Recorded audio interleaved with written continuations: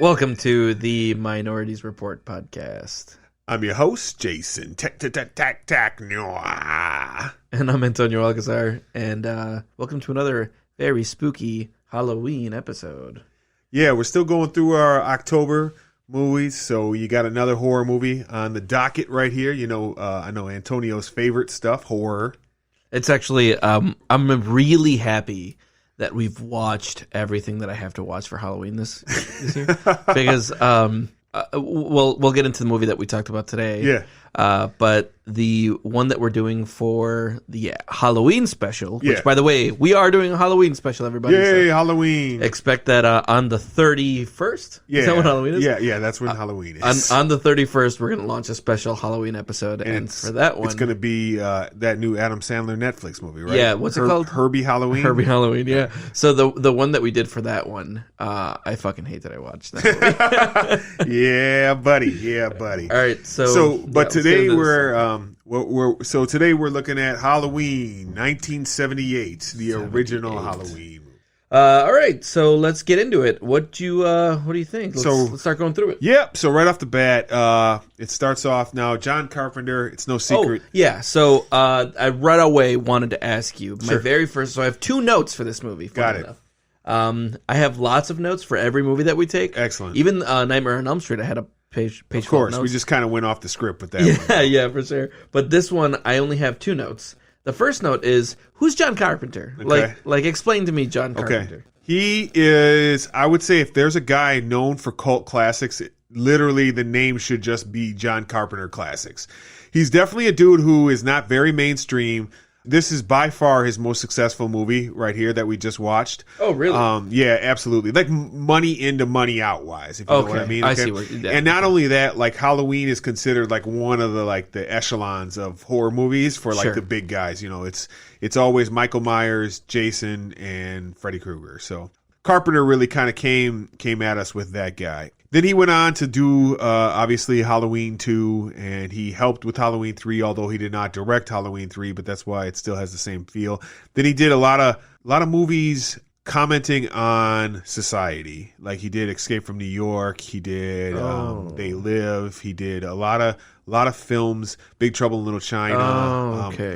A lot of films. So he did a lot of cult classics. Yeah, that's Like, why he's I like said. a big cult classic. Yeah, The guy. Thing. The Thing is a lot of people's he favorite did The horror Thing, movie. too. Yep, exactly. Okay. So he's done a lot of stuff. I fucking love him. He's definitely like one of my top 5 directors just because there's few misses for me and they're just enjoyable films. Sure. Like I was discussing with somebody the other day, we were talking about Nightmare on Elm Street, that series, and somebody put up a poll that was like, let's finish this once and for all. Nightmare on Elm Street 1, the original, or Nightmare on Elm Street 3, Dream Warriors, which is a lot of people's favorite. Please tell me 3-1. No, 1-1. And here's the reason why. And I even voted for 1. And what I said, though, and pretty much I had like 100 people agree with me on there, was Nightmare is the better film. Part 3 is the more fun trip, the more fun to watch, more rewatchable. Okay. I think Nightmare But Nightmare is a better I know film? you don't, I know you don't. I didn't like it. You didn't like it, that's Yeah, for sure. yeah. I definitely was a little harsh on it, I think, in our review, but I didn't hate that movie either, though. So Okay. But regardless of that, so John Carpenter, he's a guy, he has a very unique vision. He writes all his own music for all of his movies too. Okay. I love his music. He's definitely deep in the synth. I noticed that when the credits were rolling. It's Right. music by John Carpenter. And I'm like, oh, Yeah, okay. exactly. Wow. And he used to go on tour actually playing songs and whatnot from his movies? and whatnot. So yeah. Wow, And, what a lame dude. dude. I so fucking wanted to go to Yeah. that, and I just didn't get a That would have chance been your jam? to. Yeah, exactly. So Yeah, I guess you like synth music. right, and Yeah. the score pops off in this movie, and I like it. I like the basic intro. You just have the jack-o'-lantern with the music kind of playing, and it's you're into some shit right here. Sure. It's going to get tense, and then it jumps into Halloween 1963. Yeah. You kind of get this very. I was watching this. I was like, "This is a very 1960s house right here." I don't know why I noticed that. Just the way they had flimsy ass doors and shit like that, and I was just like, "Yeah, this is a house that would only be filmed way back here." So, I even think I joked when I was watching it. I was like, "I bet you this was literally John Carpenter's house because they had no money, Sure. So for this movie, Oh, sure, yeah. like they had almost no money whatsoever. How much was this to produce? So the budget for this movie was $300,000.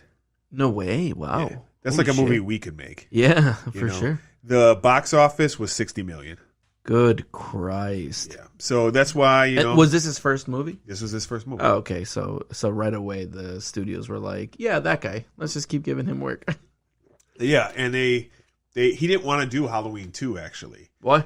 He wanted to just do that movie and then walk on to the next. He said the story was done, for this character. What? And I should point out too, it wasn't really like Did the studio change the end? yeah. Like a lot of things were changed. Oh, like really? Yeah. And then they pumped out another one, and then part 2 takes place the next day. Oh, really? Yeah. It deals with everything the next day, which is very unique. Not a lot of movies do that, obviously. So then we get into the actual movie, and you get this like, I don't know why, but it's for this time it's unique. You get like the sight through this like mask and whatnot. Yes, yeah. I really like that. I like He puts right, on the mask because Right. at first it's unencumbered and then he puts on the Right. mask. I'm sorry. You're right. We are seeing it through the eyes of somebody. Yeah. You get an old school boob shot right away because that was all old horror movies had boobs in it. Yeah, that for was sure. just kind of one of the things. And then you get into like the first murders of the movie, obviously when he's got the mask on, and then they rip the mask off and it's a little kid. And Yeah. that's kind of like the reveal of that situation. Is like, holy shit. A real little kid. He's like 7 years old. Yeah, a real tiny little kid. child. And he kills his sister. Yeah. So that's really kind of like a fucked up situation. Obviously, he goes away, and then we fast forward to 1978, the year that the movie was also made. So and it takes place Halloween there. So a little bit of a few things here. Donald Pleasance. Obviously, you're not familiar with this guy, but this was kind of a heavy hitter guy. Like this was like The doctor? yeah, the doctor. Okay. So Loomis, what I would equate him to is Liam Neeson being in Episode 1 of Star Wars. Oh, okay. Okay, so Yeah. or even better, Alec Guinness being in the original Star Wars. Sure. Like sometimes these guys, like Carpenter, Lucas, stuff like that, wanted like one legit guy to be in the movie to give it some gravitas. yeah, legitimize it. Right. Exactly. That's Yeah. exactly, and that's what he kind of did. Kind of. So I don't know why I remembered that the guy from A Clockwork Orange was in this movie. Yeah. But he wasn't in this Which movie. guy? The main character from A Clockwork Orange. I don't even remember. He was also I've seen that one movie one time, like fucking 22 years. let me find out because I thought he was like the main character of all of the Halloween franchises. I mean, the main character is Michael Myers. Although, funny enough, they don't really refer to him as Michael Myers in this movie. No, they don't. I was Malcolm McDowell. Okay, yeah. He was in it. Malcolm McDowell. Fuck, man, you just fucking shattered my dick right here. Malcolm McDowell plays that character in the Rob Zombie remakes. Oh, He plays Dr. Loomis in the Rob Zombie remakes. Okay, Dr. Loomis is a main character that goes from Halloween 1 all the way through Halloween 6, I think, because he's not in H2O. Okay. But he's in every movie up until H2O, and he died right around there. Okay, So- like in real life. Yeah, in real life. So he was in all these movies, though. Like, Gotcha. So And so that guy is kept the on. same character, but in Yeah. the Rob Zombie remake. Exactly. That's why I remember him being vaguely in this because Yeah. I've seen like fucking 20 years ago, but like I've Sure. seen the Rob Yeah, Zombie fucking Halloween. terrible, Yeah. yeah. It was really bad. we can actually talk a little bit about that when we get a little bit deeper into this movie Sure. because I want to bring up some stuff from Yeah. that movie because I love Halloween Yeah. and I was really pumped to see Rob Zombie's Halloween Sure. because I didn't hate House of a Thousand Corpses. Okay, yeah, that's I right. thought That it was was his first okay, one, right? and it was like, okay, this is Texas Chainsaw Massacre without any money, and it's Rob Zombie's video image, like Yes. this is his like how he Yeah. makes what are those called? His music aesthetic. videos. Yeah, music for sure, videos, right? yeah. Yeah, exactly. So Super bloody, gory, Right. kind of grimy. exactly, aesthetic, yeah. exactly. And so I was kind of pumped for Halloween, and let me just say that was majorly disappointing. But, Sure, yeah. so Donald Pleasance kind of like before this, he was kind of like a gravitas, but I think after this, he just kind of started cashing them paychecks, and he was in other Carpenter movies as well. Carpenter recycles a lot of his, but So at first he was like punching like below his weight class. yeah. And then He was like, "No, this is my and then he weight started class." slumming it. Yeah, he's like, "This is my weight class," Yeah. because checks started coming for these Sure, movies. So he's yeah. like, "Fuck it, I don't have to work as hard." Yeah. Yeah, why not?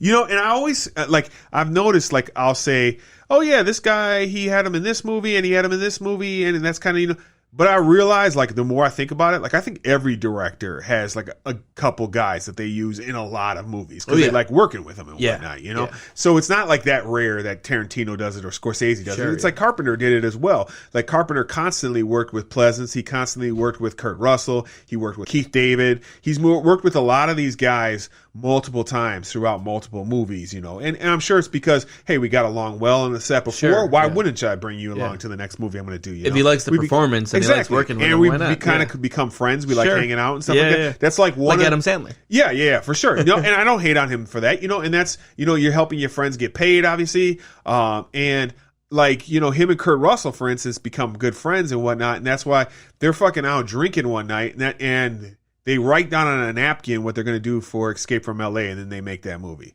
Oh, wow. Okay, so I mean, like, and that's how that was made. It's a rough movie, but nonetheless, it's still fun. Don't get me wrong. It's schlocky as fuck, but it's fun. I enjoy it. So, anyways, to get more into this movie directly, you get into this town.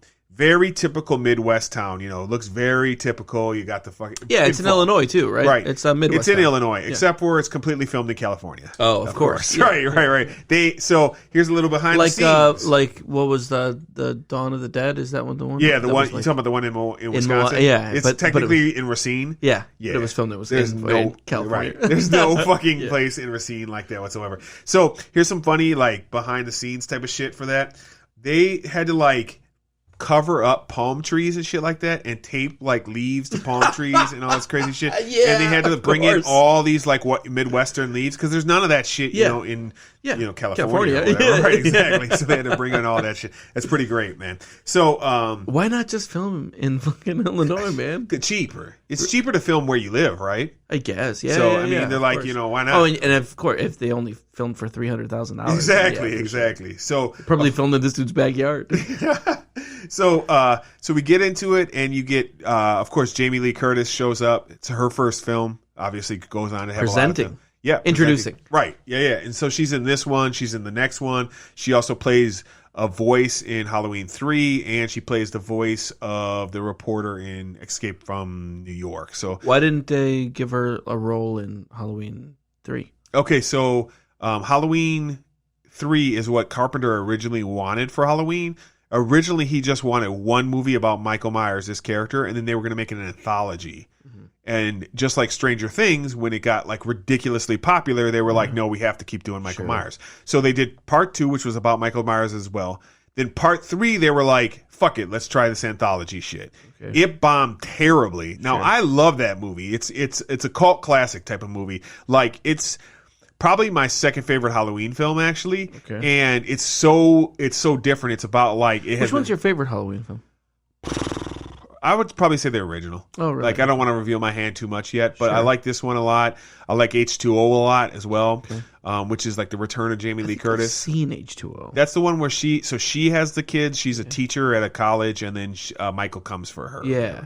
So I think I saw that one when I was like a young teen. Yeah, you should have, because it came out when I was like, I think I was like 19 or 20 years old when that came out. So you'd have been perfect age for that. Exactly. So, but 3 is kind of crazy. It has nothing to do with Michael Myers. It's called Season of the Witch, and it deals with like witches and warlocks and stuff like that. So it's like when the Blair Witch Project came out, and the Blair Witch Project was a success, and then they did the Blair Witch Project 2: Book of Shadows, and it had like nothing to fucking do with it, and it bombed like shit.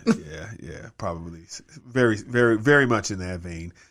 So then you get into Pleasance, Donald Pleasance, and like the nurse are going to like check up on the dude. They're gonna go like they're taking him in. No, like or preparing. They're him going. For he's already in like some shit like that, and it doesn't fucking really matter. And then there's obviously a bus escape. There's a bus crash or whatever, and this is already, dude.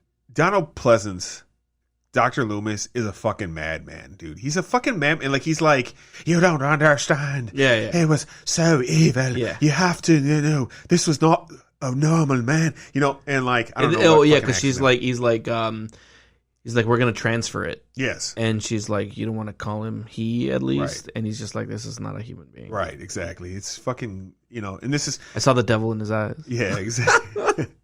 So, obviously the old lady gets, they stop to check everything out, and then the nurse gets hijacked by, Michael, steals the car, takes off, go on. And then we get back into our town, Haddonfield, and we're dealing with the girls then. Okay. So, you get to introduce to Jamie Lee Curtis and her two friends, and I will admit this is probably some of the highlight stuff in my vision of this movie. I love all the dialogue with the women. It's so fucking realistic to me, and that's so different than especially most horror movies around that time period. And one of the reasons that is because all of the female dialogue was written by John Carpenter's girlfriend at the time. Oh, really? Yeah, so she wrote all the dialogue just for them and whatnot, because she's like, this is how girls would talk. This is, she would know, smart. Obviously. Yeah. Exactly. And he was very open to it. He was like, yeah, okay, cool. And so she did all the dialogue for them. And that's why, to me, it's so real. Here's the funny thing. Oh, man, I almost don't want to shit on it now. Yeah, okay. But but a lot of that, I was just like, who gives a fuck? Yeah, but right. And so on one hand, you say something like that, like, who gives a fuck about this? But that's like what gives life to a movie. That's what conversations are. Exactly. If somebody else is hearing your conversation, they'd be like, right, who gives a shit? Right. Nobody has conversations like Tarantino. Yes, films, where every conversation is just like the most important thing you're ever. hanging on the edge of your seat listening to it. People would get beat the fuck up all the time if that was done. This is like how real conversations are about, especially with teenagers, you know. Yeah. So another funny behind the scenes thing, they had, like I told you earlier, they had a $300,000 budget, right? So these actresses are all wearing their own clothes. There was no wardrobe department or anything. They were just like, whatever you're wearing. If you're trying to trim the fat. Yeah, exactly. The wardrobe department goes first. Right. So, all right. So then as they're walking around, we get a car pull up, right? Yeah. And I literally laughed out loud at this scene, okay? Wait, no, hold on. I think you already are skipping some stuff. Am I skipping some stuff? Yeah, because she's at school. Yeah. And she sees him out the window. Yeah. And the scene you're talking about is afterwards. So she's already seeing him. You're right. I didn't write enough. You can edit this, obviously. I must have not wrote enough notes. But yeah, you're right. She has the scenes in school. They're doing the readings and whatnot. Yeah. She looks outside. She sees something kind of weird, doing a mask or whatever. Yeah. And then she kind of like looks again and he's gone or whatever, So it's one of those things. Yeah. And that's where he kind of gets his name from. So originally he was just called The Shape. Oh. Okay. It was no Michael Myers or anything. It was just called The Shape, the Boogeyman. That was kind of the thing. Boogeyman, right, sure. Exactly. So, and if I remember in the credits originally, he was The Shape. No way. Yeah. So I'm 99% sure about that. And also, I think did you watch the director's cut? Because I watched the director's cut. I think I might have just watched the regular. Okay, that might be because that why I remember the school scene and shit. Because I might have watched like an extended version. No, I think you're right. I do. I just forgetting about that scene or whatnot. And she gets together with her friends and they start talking about getting together that night and whatnot. And so, all right. Now we get to the scene where the car starts pulling up. I literally laughed out loud, okay? He drives up and like they're looking at him and he's got the mask on and he's like, but he's driving like he's like, obviously this doesn't convey well over a podcast, but he's like this. Right? For driving, sure. And he's looking right at them and just like, all the way down the block, and the woman's like, "You asshole," or whatever. But at first, she's just like, "Oh, I think that's like so and so. Exactly. I think he's so cute." Right. And I'm like, "Do you not?" You can clearly see this fucking dude has a pure white mask on. Yeah, dude. He's wearing a mask, dude. That's so funny. Yeah, that was really odd to me. So okay. So then they start going home from there, and then I noted that there's a really weird editing scene here that like kind of like pulled me out for a second because they're walking home and it's like bright sunshiny Octoberish day. The next scene you see Laurie walking up to like a house and like there's water all over the streets and like water all over the side. Like it just poured clearly. Oh, really? Like they cut there, came back, and there was just water everywhere on the streets. And I was just like, all right. I know this is a weird editing thing, but I noticed a lot of little things like just that. Just a strange continuity thing. Exactly. Yeah. So then from that scene, it cuts over to, you get a couple little odds and ends, and then they go in the cemetery. Pleasant's show is at the cemetery with the guy. Oh, yeah. Yep. And they find out that Judith Myers' entire gravestone is gone, right? Like, fucking weird. Like, there's something weird going on. You go from there, then the girls are driving around throughout the town. She gets picked up by her friend, who is the daughter of the I think first she sees him in the backyard though. The woods. Yeah. Yeah, You're right. Because she gets home. Yep. And she like looks out the window and he's just staring at her from like the neighbor's house. Yeah. And then she's just like, "What the fuck?" And then she gets a phone call and it's the girl. Yeah. And then she gets a phone call and it's the girl's eating. Yeah. And then she's just like, "Hey, I'm gonna go pick you up," and then they do. And then she comes. Yeah. And then they're smoking weed in the car. Right. They're smoking weed in the car. Don't Fear the Reaper is, of course, playing in the background, which is, I mean, I noticed of course, that, right? Of course. Yeah. Smoking some dope, obviously, right? And she goes to see her pops or whatnot and see what's going on over there. And that was so funny too because they're like smoking weed. Yeah. And then she's like, "Oh shit, that's my dad," and she puts it out, and immediately they're at the dad who's a cop. Yeah. The moment that rolled down, he should have been like, "Smells like weed." Right, exactly. Like, I'm the fucking sheriff. Yeah, like, for sure. and I grew up in the '60s. Yeah. Clearly, I know what weed fucking smells like, right? weed. Yeah, exactly. And like, of course, we find out that the hardware store is broken into. Sure. That's where he's got his shit from. The masks and the knives have been stolen. It's Yeah. probably just And some kids. rope. And some rope. Right. It's Probably probably just some kids. Clearly, it's Michael, right? Like, give me a break. Yeah. Loomis shows up at that point and it's like they leave. Michael follows them. Loomis comes right around. Like, he could have turned around and seen Michael right there. I didn't even notice that. Yeah, I didn't catch that. Right, because he's driving around in that like car from the psych ward or whatever the entire time. So Loomis is starting to get a little bit more unhinged at this point, and he's talking, and this is not a man, and he's going on to the starting to freak out. Right, he's trying to convince the cop. Right, to take it serious, because they're kind of just like, get the fuck out of here. It's the 1970s. Nobody kills anybody, right? It's like, my guy, this happened in your town. Right, exactly. Like, how do you not remember? This was like 10 years ago. Right. You would have been fucking in the cops. You were here, like, yeah, exactly. You were a police officer. Right, exactly. And he doesn't want to like freak anybody out. And Pleasance, I think, even tells him, don't put out an APB because everybody's going to start seeing him on every corner. Yeah. We don't want that. We want to actually find him because this is problematic, right?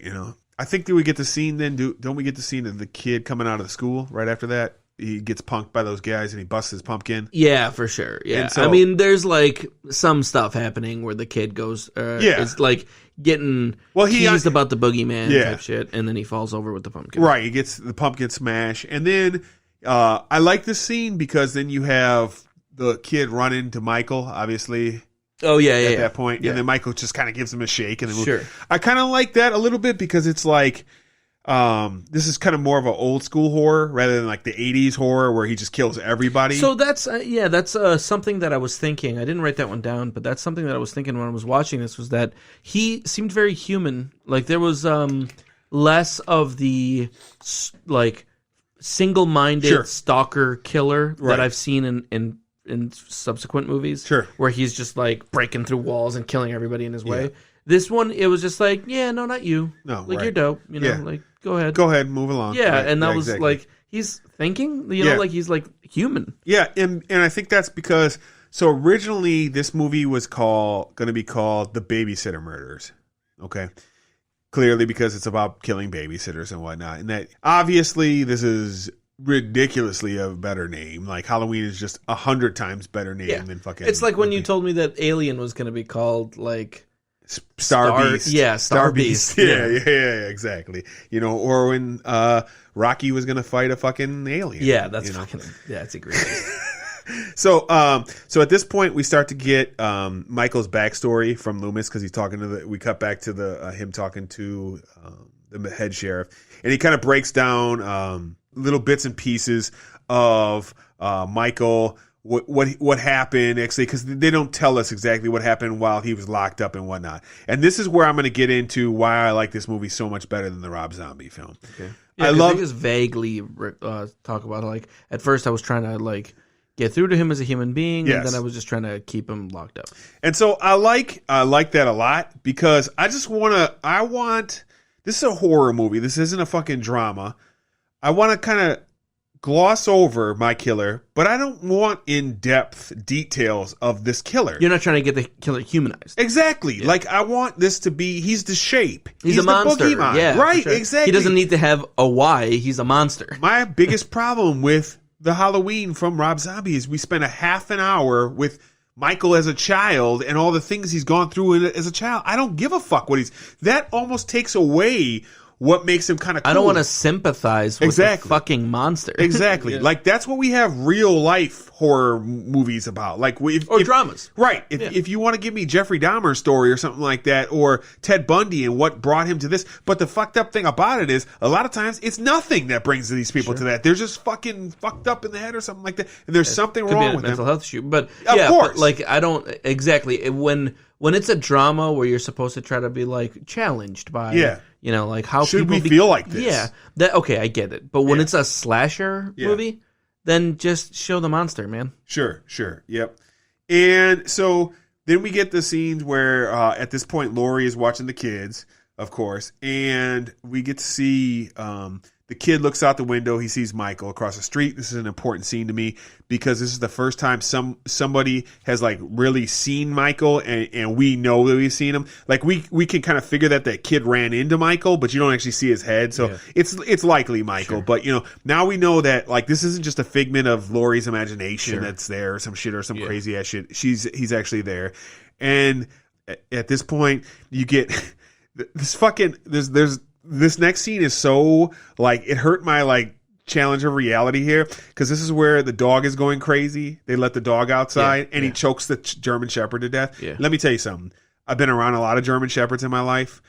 You're not choking a German Shepherd to death that easily. Yeah, he's just like it's just like a teddy bear, instantly. Just like right. And I'm just like that hurt my suspension of disbelief a lot. So the kids and the girl, they're watching on the TV. The Thing from Outer Space. Yeah. Well, I mean, there's some stuff that happened before that, but nothing consequential. No, exactly. Because, like, the babysitter is, like, she gets shit on her shirt, and then she's, like, locked in the laundry room. 70s horror movie stuff is going on. And she's fine. She gets locked in the room, and then the phone call comes in, and the girl comes, lets her out, and she's stuck in the... Like, but the reason I bring it up is because at 55 minutes into the movie... Here we go. I was... bored as fuck. Yeah, okay, so 55 minutes in, and that's when the first kill happens. Yeah. At 55 minutes into the movie, I was just like, I cannot believe how fucking bored I am right now. You know, like... Okay. Now, okay, so now that we're pretty into, like, the movie, right before the climax, or, you know, the rising action, I want to let you know that my second note for this movie, because I told you I wrote two notes. Sure. One, who was John Carpenter, and the second one was, it was just one word. It said, dumb. Dumb. Yeah, dumb. Okay. that was my second note. Like, I was like an hour into this movie, and I was just like, this is dumb. Oh, okay. So we get into more character building with Loomis at this point. He's talking more about what he did with Michael and this and that. And then you start to really get like the Frankenstein character here kind of going on. That's kind of like the analogy we're going with, where he's the doctor that's, you know, try to do this and that, and he created this monster. A little bit of a crazy doctor, because when they're looking through the Myers house, he like pulls out his gun and right, he's freaking out a little bit. So, of course, then we go to you have the first babysitter chick is dead. We go to the other girl. She shows up with her boyfriend. They're at the well, not really a party, but like a get together, right? This is like because they show up at that house. Yeah, because they're all supposed to be hanging out, right? Exactly at that girl's house. So who got killed, and so. They show up, they're fucking and everything else, doing a very 1970s fucking. He goes downstairs to see what's going on, or I think to get like something to drink or some shit like that. Yeah, he goes to go get some beers. Right, yeah. Exactly. And she jokes that she wants a sandwich or whatever. The door is open. Yeah. This is number 2 time that's fucks with my disbelief right here. Because I'm going to tell you what, I've had stuff where like I've gone to my door and it's not unlocked when I thought I locked it, and then I'm clearing every room in that house like a police officer. Like, you know what? Me too. Yeah, I mean, like, and that's even if I get home and I'm just like, wait, did I lock this door? Like, I can't remember clearly. Right. I'm still going through every single room in that house. Yeah, exactly. Like making sure nothing's in there. Yeah, or pulling back the shower curtain. Right, exactly. Everything. He's just like, I'm chilling. I'm going to close the door. He gets, and then he gets housed. Yeah, he gets fucked up. He gets like stuck, and and then that's the first scene where we get that like Michael Myers head turn thing, which is obviously he does in every fucking movie. After real this, stoic kill too. Yes, exactly. Just kind of kills, and then he's looking at him, kind of like trying to discover what this guy's all about that he just killed or whatever, which is odd. But and then he's like left sticking in the wall too, which is kind of cool. I don't know, which is very. obviously ridiculous because Sure. there's no way that could happen. But it's cool for a horror movie Sure. type of thing, you know. Then you get Michael dressed up in the ghost costume, of Yes. course.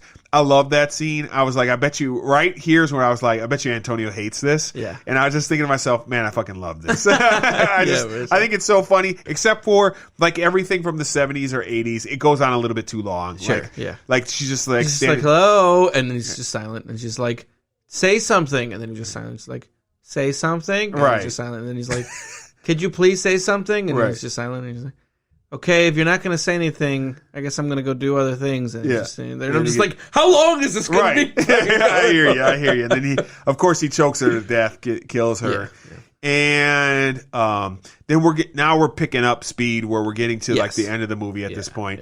It really like picks. It goes from a crawl to Yes. just book. Well, so booking. here's the thing, right? Like the movie is like I think 1 hour 31-ish minutes. yeah. First kill 55 minutes. Yeah. So you know we're gonna start picking Yes. it up at this point. So the kids all know something's going on. She kind of knows something's going on. She goes to check out what's going on at the house because the kids say, "Hey, that we saw the boogeyman Yeah. and he was carrying something or whatever, you know, this and that, blah blah blah." They know, so she goes over there to check everything out. We get the real old school version of Undertaker tombstone pile driver. What? There's a tombstone sitting on the fucking Oh bed. yes, yeah, that's right. Yeah. I was just like, whatever, what the fuck? And But then, okay, so did they make the connection between Laurie and the Myers, and I just missed it, or so I'm glad you forgot about that because later movies, he's her sister. okay, they yeah, create because I that do later. remember that, Right. But like, why Nothing to was do Laurie that such here. a main character in this? Not- Like the tombstone, all of that. Nothing. No reason other than it was just psycho killer. Yeah, it was a real loose script. Right, Yeah, exactly. It's just a psycho killer. That was all stuff that they made later on in the films and whatnot. Yeah, absolutely. Of course, Michael shows up out of nowhere. This is again where he gets the whole like the shape kind of thing going on because Sure. it kind of like blends in and blends out kind of Yeah. going on. And then this is where like everything starts going real fast. Like Yeah, she yeah, gets oh, yeah. chased by him. They go back into the house. She locks it up. He comes, but he shows back up anyways. And then he's doing the normal horror movie stuff, Yeah. chasing her room to room, trying to kill her and whatnot. A lot of fun here. There's a lot of stuff I like. She stabs him in the eye, Yep. or in the neck with Yeah, Like for a sewing needling. needle, Yeah, for exactly. sure. I don't Whatever the remember. I took fuck, home ec crochet like 20 needle, 20 yeah. years ago. I don't fucking remember. Actually, it's probably almost 30 years ago at this point. probably 40 years ago now. Yeah, fuck, man. I'm only 40, so I wasn't sewing when I was 0. Oh yeah. Okay. right, So, so anyway. he stabs her. Yep. She runs upstairs. Yes. Grabs the kids, and Yep. then he's like, "She's like, I killed him. I killed the boogeyman." And the Right. little kid's like, "You can't kill the boogeyman." And Yep. then like he's right behind him. Of course. And then Loomis shows up. Yeah. And then blasts away. Well, she then she locks him into the room. Yeah. And she locks herself in the closet. There's a lot of locking and back and forth. And then he this busts thing. through the closet, and then she pokes his eye, I guess, Yeah. with like a hanger. Yeah. And he drops the knife, Yeah. and then she. And then Walks outside. something I forgot about at this Yeah, point. yeah. He reveals his face. I don't remember that. Yeah. Oh, I don't. He pulls up his mask at that point. Oh, are you sure? Yeah, 100%. I don't. Because I go, shit, I didn't remember that they revealed his face at some point. I don't. Remember Maybe I this. watched the director's cut. Yeah, I thought I mean, I Or watched. maybe the I director's watched cut. the original and that's taken out of the director's Oh cut. yeah, maybe he I took didn't it think out of the that. director's cut. But yeah. yeah, and then he definitely reveals his face, and then we get bam, bam, bam from Yes, Loomis yeah. falls out the window. Out the window. Yeah. Very abrupt ending, and then it's just like he's gone. End. Like that's the end of the film. Yeah, I think that's how it ended for me. Because he she's looks- crying. Yeah, and then- Loomis looks and sees that the body's gone. Yes, and then that's it. Yeah, you're and right. That's the end of the film. Yeah. So So yeah, man, that was So I was just bored and Okay. and was not engaged okay, in any way. Sure. So like when I go into these movies, I sit down and I'm like, okay, it's just me and the movie. Yeah. You know, because I want to, as much as possible, put myself in the mentality of a person who wants to watch the movie. Gotcha. And I do want to watch the movie, but what I'm saying is this isn't a thing that I'm doing for research. This is a thing I'm doing for honest enjoyment. fun. And yeah, for fun. And so like when I sit down to watch these movies, I'm trying to watch them with like clean slate. Don't worry that it's like a 70s movie. Enjoy it for what it is. Sure. But this movie, I don't know if it's because I'm absolutely used to modern sensibility in movies, Yeah. or if it's because I I'm like some kind of jaded. Sure. But I did not. You couldn't get into the female characters and whatnot. And I just was not engaged. Okay. Like a lot of the female characters where they were just like talking and Yeah. like they were like the the homecoming dance and Sure. like like I'm shy around boys and shit. Like I was just like, this is fine. Like I like character building, so it's not even like that was stuff that I didn't enjoy. I think what I didn't enjoy was that the pacing was like a dead crawl. Okay. And it was just like taking forever for anything to happen, and it was just a lot of those like character moments that were authentic feeling, but a lot of that, and then every now and then like Mike Myers from like 150 yards, Sure. just kind of staring for a bit, and then more nothing, and then more going It's a to stalker movie. but it's like a stalker movie where nothing is happening until the last 30 minutes of the movie. Sure. So for like an hour, I was just like, I just wish anything was happening. I think that's why I got disengaged with the just really slow uptick. Okay. And then by the time it was happening, I was just like, okay, now the cheese fest, like here we go. And then it all happened immediately, and so I was like, okay, that was that. Like I didn't feel like I had lost out on watching this movie, and even as like a lot of the really kind of cool things from watching these older movies is that I get to see like cultural references and stuff. Sure. This movie was redone over and over and over and over again so many times that I didn't. It's like I've already seen this essentially, and so when I was just watching this, I'm just like this feels like a whole lot of nothing is new and nothing is really cool. Yeah. So I'm definitely the opposite. I definitely rewatching this fucking loved the movie again.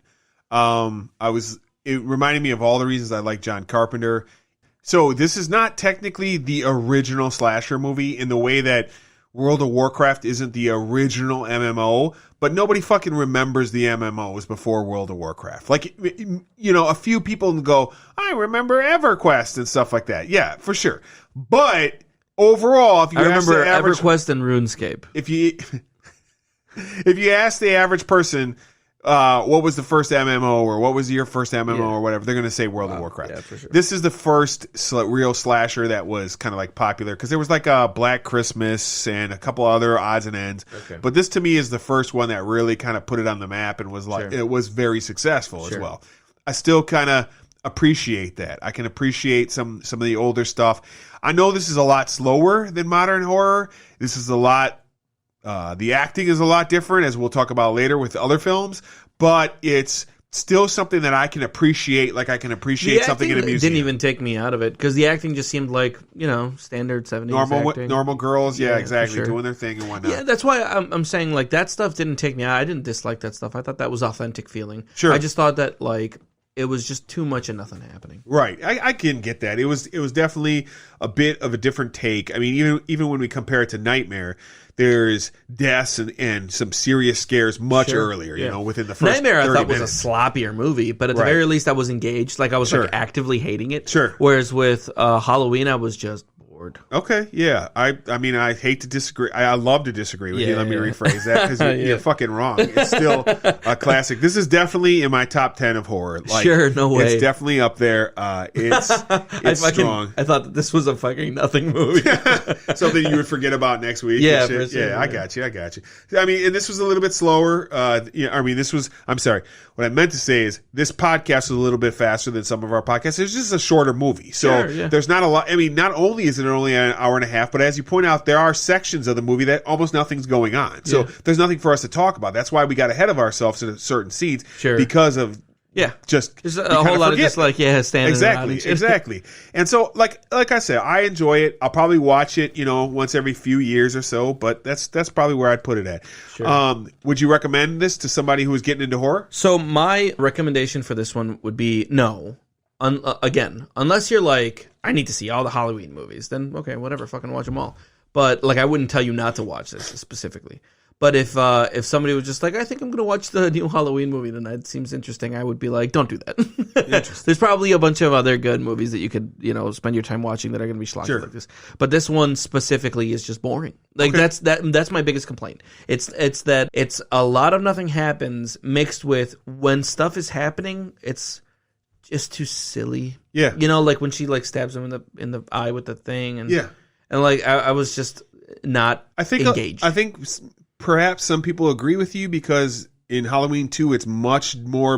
There are many more deaths, and a lot of them are much more visceral. Yeah, so, there we go. That would make this, at the very least, engaging. Yeah, and I can engage it with disdain, or Sure. I can engage it like I engaged Nightmare on Elm Street, where I was shitting on it the whole time because I was actively shitting on that movie. But this one, I was just like, apathetic, you know. I got you, and I don't know. So if from my point of view, I would absolutely to anybody who is like, I want to get into horror. This would probably be one of the first things I even recommended. Wow, it'd definitely be within the first 5. So that they can establish like a foundation. Absolutely, and see where slashers came from, how they evolved. And just the conversations and stuff like that they have. Because, I mean, if you look at horror from like the 80s, the 90s, they weren't, high drama horrors like we have today. There's a lot of high drama horrors, even though there are a lot of shitty horrors too. Sure, yeah. But there weren't that many. This to me is like a step above most of the horror of that day and age. Because was there even drama horror back then? I mean, there was like things like, The Shining was in the 80s. That's probably one of those ones that's up there. There wasn't like The Witch like we have now, or The Lighthouse, or Hereditary, or Midsommar, things like that. There weren't a lot of things like that, which that would be like kind of that next level. Yeah. That I've seen. Art house horror. Exactly. That's actually a good way to put it. I don't think there was a lot of that because I don't think people felt that the money was in that. The money is in putting $300,000 into a film and getting $60 million out. And that's honestly my experience with horror. Sure. It's always, with slasher horror type No, stuff, you're right. schlocky Absolutely. horror, that it just feels cheap. Yeah. Like real like cookie cutter kind of assembly line kind of shit. One of the most successful franchises of all times is that fucking shitty Paranormal Activity series. They did like 9 of those, and it was the same movie over and over again. Exactly. Yeah. I mean, I think horror started to change. One of the oldest movies I can remember that really started to change things, in my opinion, was the first Conjuring movie. Okay. That was kind of one of the ones that was like, all right, we're going to take a more serious take on this, and they kind of ran with that. Yeah. I'm trying to think of something before that. Nothing comes to mind off the top of my head. Somebody might write in, or post on our scene, hey, you forgot about the Baju Waju or whatever. Oh, fuck yeah, I forgot about that film. But The Conjuring is the first one. The Others, I remember thinking. Sure, The Others wasn't bad. It definitely was weird. That was definitely more drama than horror to me, although it did have some suspense to it. They tried to do something like that with The Haunting. I think it was just called The Haunting with Liam Neeson. It was his next movie after he did Phantom Menace. I think so, yeah. I remember seeing that because I loved Star Wars, so I was like... They did the Amityville horror redo. And they did like that Haunting a Hill House over, and that was garbage as fuck. And, those were really like explanatory, where they like go into the background of the monster and shit. This is how you like exercise. Yeah.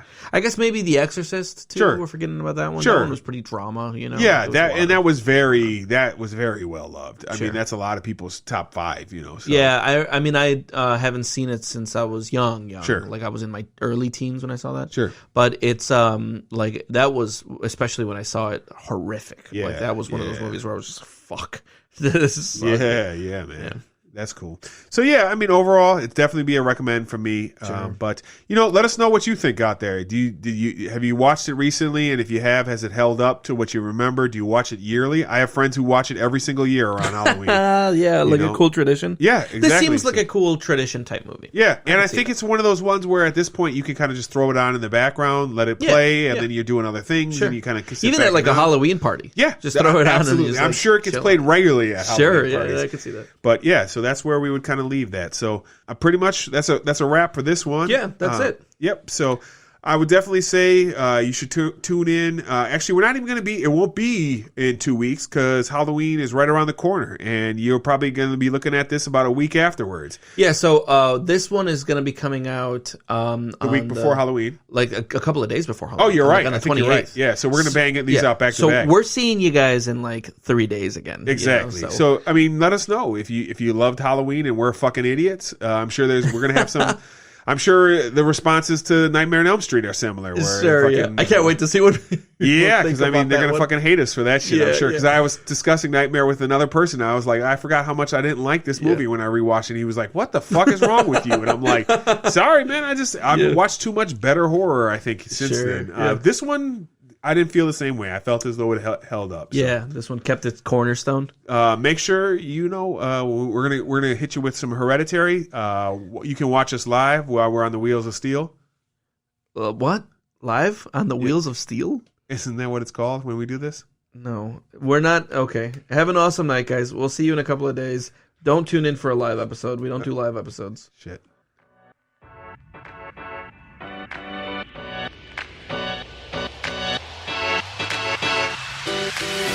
He's gonna get ya. He's gonna get ya. He's gonna get ya. He's gonna get ya. He's gonna get ya. He's gonna get ya. The boogeyman is coming. He doesn't believe in that. Don't you know what happens on Halloween?